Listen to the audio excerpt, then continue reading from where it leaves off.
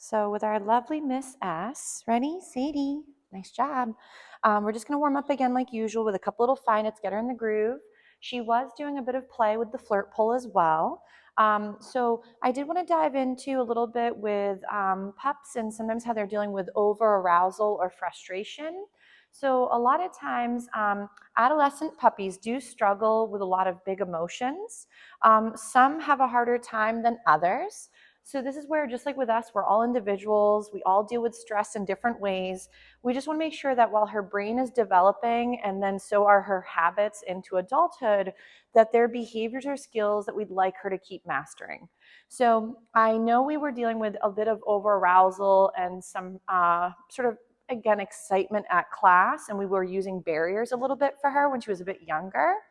Sometimes if certain behaviors, though, are able to continue to be rehearsed outside of certain bubbles, they still get mastered. So I know I discuss this often with students where if your dogs are able to, what I call is window shop, so they're able to look out windows or big sliders and they see everything pass by and they start to get a little bit too involved with it, where they get frustrated, overwhelmed, or also start to bark and get flustered in that scenario where it's almost leading towards reactivity. We want to be careful that what she's working on throughout the day is not the skill set that we'd rather have her not get good at. So I know you guys, I think, mentioned she does go to daycare. Again, I am not against daycare. Remember that daycares can be a wonderful way to add more social time, more practice interactions with other younger or adolescent or even some adult players that are good at doing their wrestles and dog behavior. But I do find some daycares can be a little bit more hit or miss. So just like the dog training industry is completely unregulated, the daycare industry is also unregulated for dogs. So unlike human daycares, which again still run into trouble at times, have to have certain standards and protocols and licensing, uh, facilities that involve dogs don't tend to have any of that. So there are some trainers in some industries or folks in the industry that want to do the best they can by, for example, constantly updating their education or working on what's new and, again, more humane or welfare based when it comes to training and dog services. So when it comes to daycare, for a lot of dogs that are struggling with over arousal and frustration, daycare can sometimes be a little double-edged sword. So what I mean by that, and this again is not to say dogs can't enjoy daycare, but there's definitely moments where, just like for us, we may do well with one thing when we're much younger, but then as we start to mature or change our likes and dislikes, our dogs, same thing, may be able to handle one thing they did amazing when they were itty bitties, but then as they start to hit adolescence, nice check-in cuteness, their likes and dislikes or their ability to handle stress or deal with distractions will vary. So we want to just make sure that even if she is participating in daycare, that she's not dealing with a situation where, for example, let's say she gets really excited, rushes right up to the other dog, and then initiates play or gets a little bit too rowdy. Daycares can sometimes be a little bit more woohoo, which for some dogs, when they're struggling with big feelings, adding more of that excitement when they feel super jazzed can sometimes be a little bit where we're fueling the fires for that to get bigger. So what happens for some babies if they get used to, even in general, going and visiting new people or visiting new dogs, and every time they come across a new dog or person, they get to say hi. Later, as that pattern maybe changes and your dog is not allowed to go visit, that can create the frustration as well. So a lot of times people will say like, oh, it's been getting bigger, or for example, this wasn't such a huge issue when they were little. Remember that a lot of times when your babies are under 5 months, they tend to be much easier to wrangle, if that makes sense. And a lot of their genetics haven't quite come out the same way they do when they hit adolescence.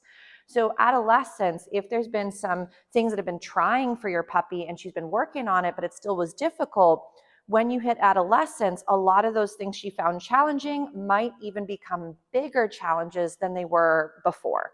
So we just want to make sure that at daycare, there's maybe breaks. Oh, find it, I dropped one. There's maybe also working a bit with sort of seeing things and then disengaging.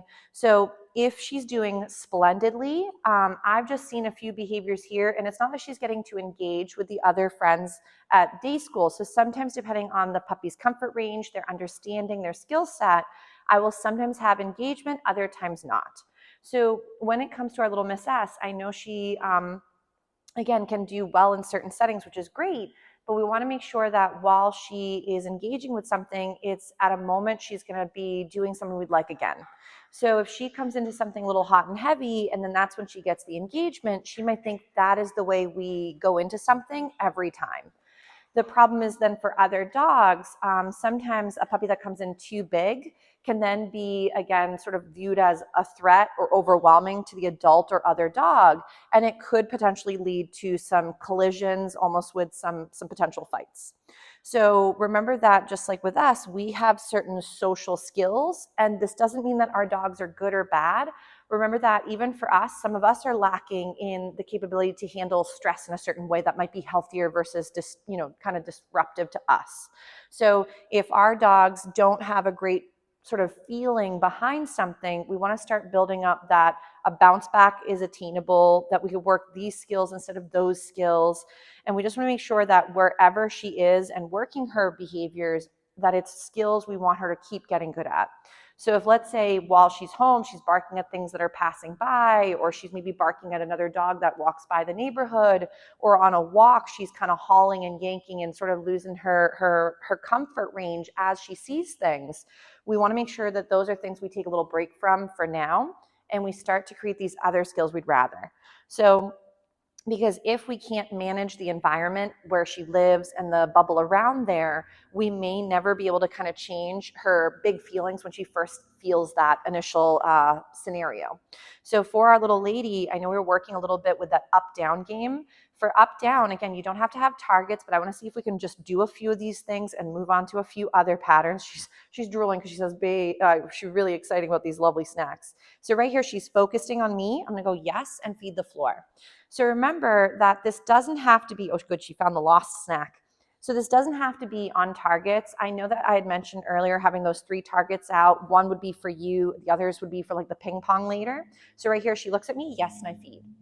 So the benefit again of some of these pattern games, yes, is it starts to create reorientation to you and some focus, while then later things could get harder or more challenging down the road. Oh my goodness, chewing is also kind of tricky.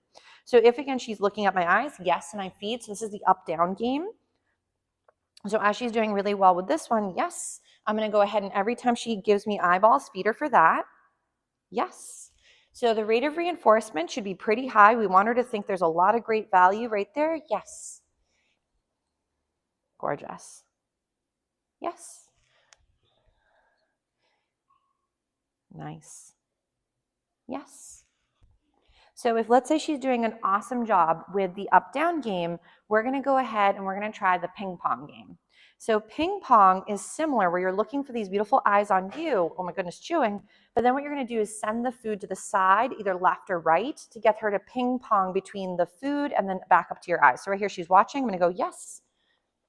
And if she likes tossing, like she does enjoy those find its, some pups do a great job, yes, with movement. So it doesn't have to be placed right next to you like I had those circular targets last time. But what I want her to do is after she goes and finds a little crumb, is I'd like to see this lovely reorientation to me. So right there, yes, and I'm going to toss the food again. So this could also be just placed by your side if that's easier. So right there, yes. So the movement is now going to be helpful to almost reset her, and then she has to come back, yes, and reorient to you, the handler. And when she does give you those eyeballs, that's what she's getting marked, the YES, for that moment. So right here, yes, and we toss the food. When you're practicing this game, this one again, just like with most of our skills, yes, we want to start off in, for example, a soft enough environment where it's not another challenge on top of learning something new. So right there, yes, and we're going to toss the food. So let's say she's doing an awesome job with her up, down, and her ping pong. We might go again, finished, and now I'm done with those little skills for a second. The other one that I really love is the 1, 2, 3 pattern game. So this one, for example, there's a couple different sort of ways to rock it. If again, you're finding this is very hard for her, remember to practice these skills before you need them. If, again, you're a little unsure, definitely, like I mentioned on Tuesday, check out some of the pattern game videos I had sent along for the PK program.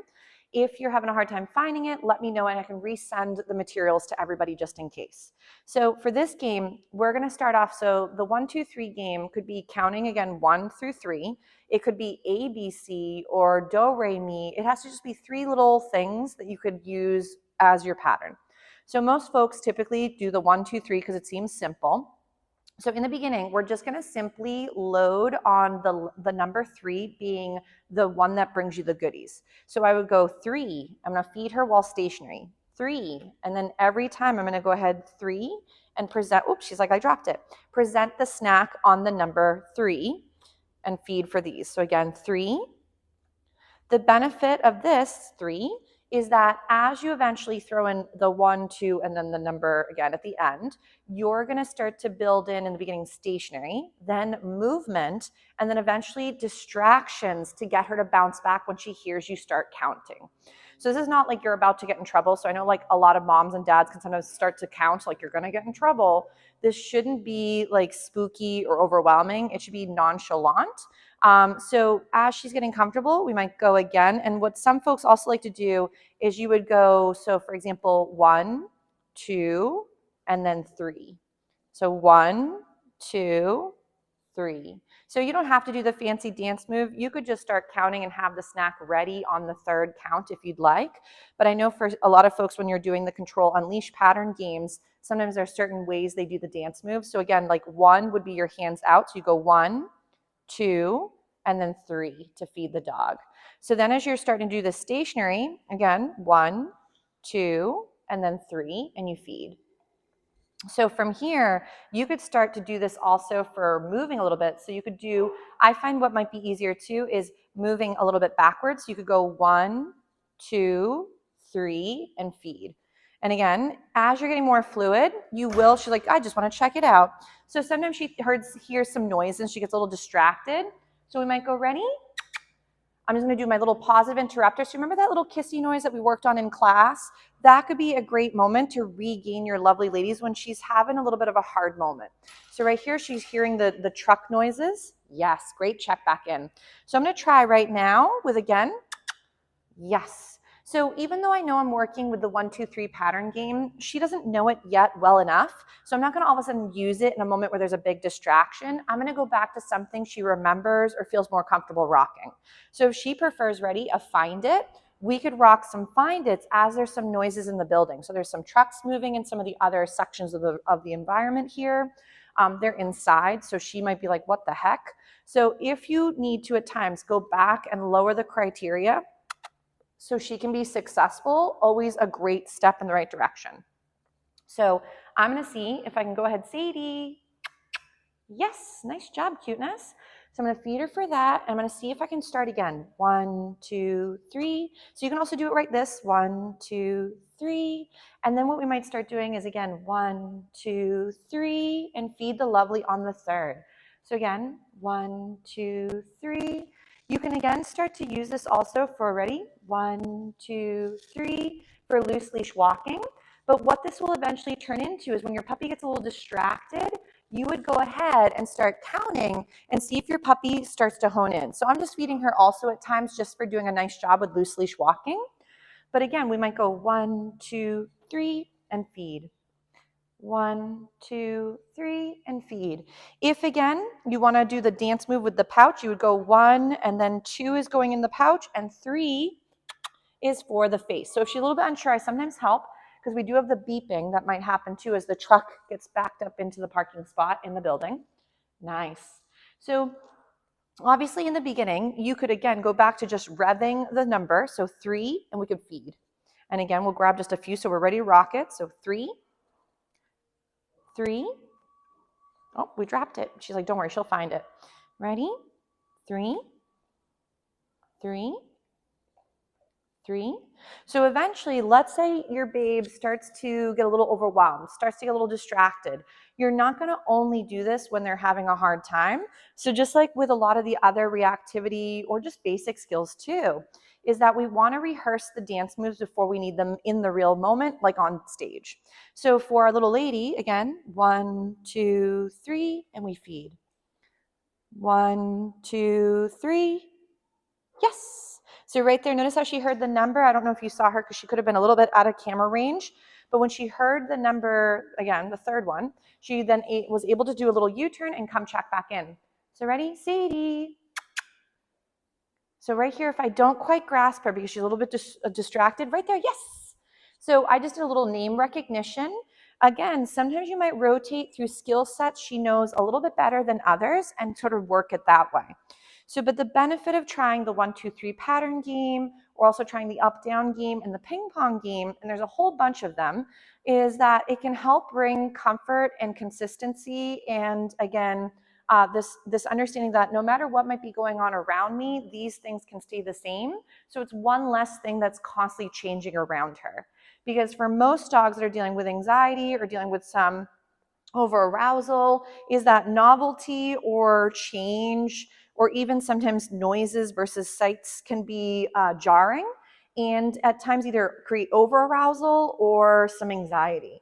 So right now I'm just simply feeding her for just doing some lovely loose leash walking. I just like to rotate through different skills so that way she doesn't become too stagnant doing one new thing, or being stuck stationary too if she's having a little bit of a harder time. Nice job, cuteness.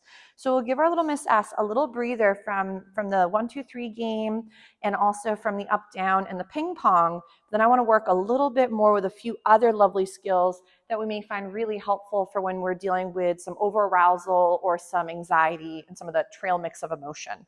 Good job, cuteness. But we'll give our little Miss S a little breather and we'll get back to working a few more skills.